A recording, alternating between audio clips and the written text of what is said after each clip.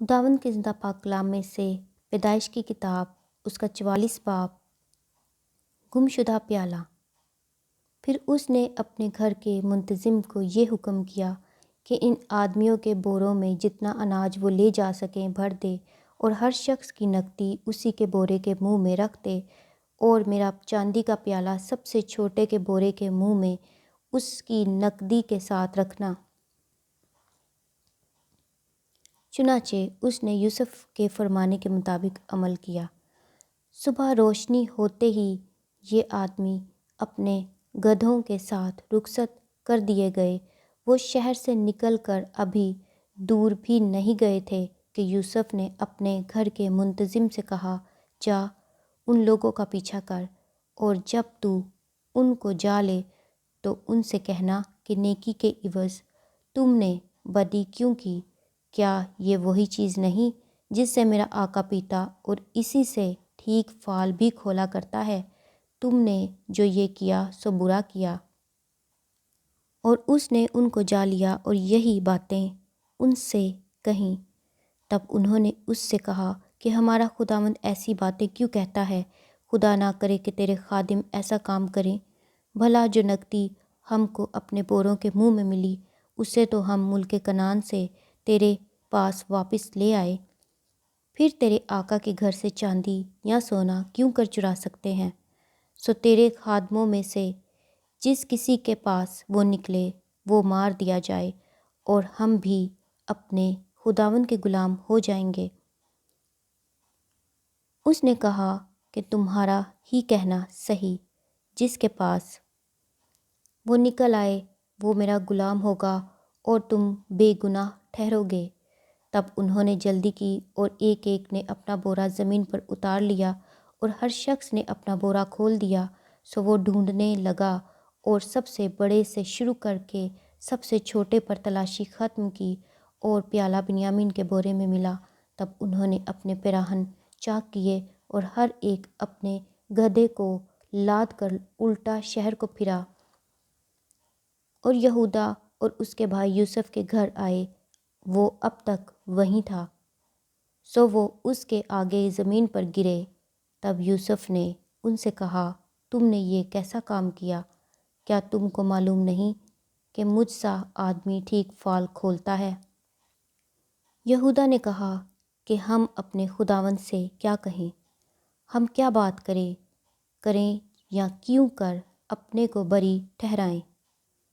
خدا نے تیرے خادموں کی بدی پکڑ لی، سو دیکھ ہم بھی اور وہ بھی جس کے پاس پیالہ نکلا دونوں اپنے خداوند کے غلام ہیں۔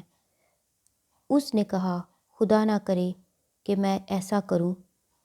جس شخص کے پاس یہ پیالہ نکلا وہی میرا غلام ہوگا، اور تم اپنے باپ کے پاس سلامت چلے جاؤ۔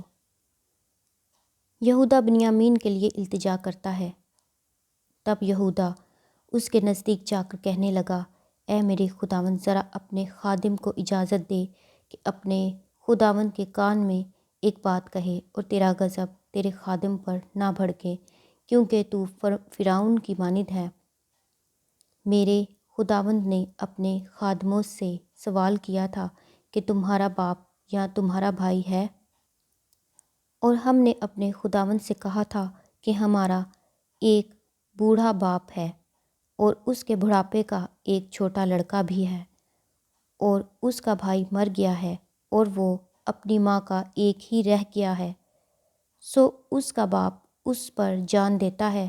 تب تو نے اپنے خادموں سے کہا کہ اسے میرے پاس لے آؤ کہ میں اسے دیکھوں۔ ہم نے اپنے خداوند کو بتایا کہ وہ لڑکا اپنے باپ کو چھوڑ نہیں سکتا، کیونکہ اگر وہ اپنے باپ کو چھوڑے تو اس کا باپ مر جائے گا۔ پھر تو نے اپنے خادموں سے کہا کہ جب تک تمہارا چھوٹا بھائی تمہارے ساتھ نہ آئے تم پھر میرا منہ نہ دیکھو گے۔ اور یوں ہوا کہ جب ہم اپنے باپ کے پاس جو تیرا خادم ہے پہنچے تو ہم نے اپنے خداوند کی باتیں اس سے کہیں۔ ہمارے باپ نے کہا، پھر جا کر ہمارے لیے کچھ اناج مول لاؤ۔ ہم نے کہا، ہم نہیں جا سکتے۔ اگر ہمارا سب سے چھوٹا بھائی ہمارے ساتھ ہو تو ہم جائیں گے، کیونکہ جب تک ہمارا سب سے چھوٹا بھائی ہمارے ساتھ نہ ہو ہم اس شخص کا منہ نہ دیکھیں گے۔ اور تیرے خادم میرے باپ نے ہم سے کہا، تم جانتے ہو کہ میری بیوی کے مجھ سے 2 بیٹے ہوئے، ایک تو مجھے چھوڑ ہی گیا اور میں نے خیال کیا کہ وہ ضرور پھاڑ ڈالا گیا ہوگا، اور میں نے اسے اس وقت سے پھر نہیں دیکھا۔ اب اگر تم اس کو بھی میرے پاس سے لے جاؤ اور اس پر کوئی آفت آ پڑے تو تم میرے سفید بالوں کو غم کے ساتھ قبر میں اتارو گے۔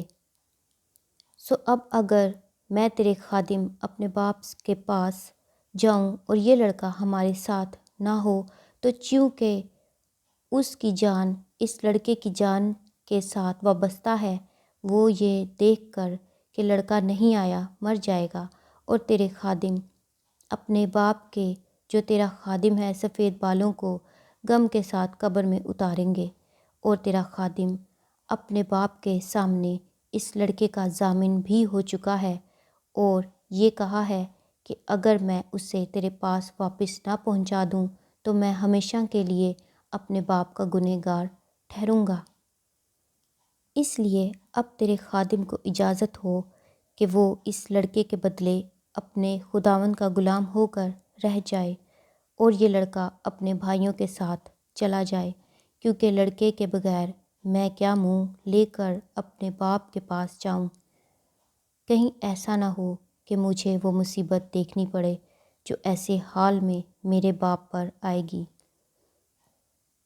خداوند کے زندہ پاک کلام کے پڑھے اور سنے جانے پر خداوند کی خاص برکت ہو۔ خداوند کا شکر ہو، آمین۔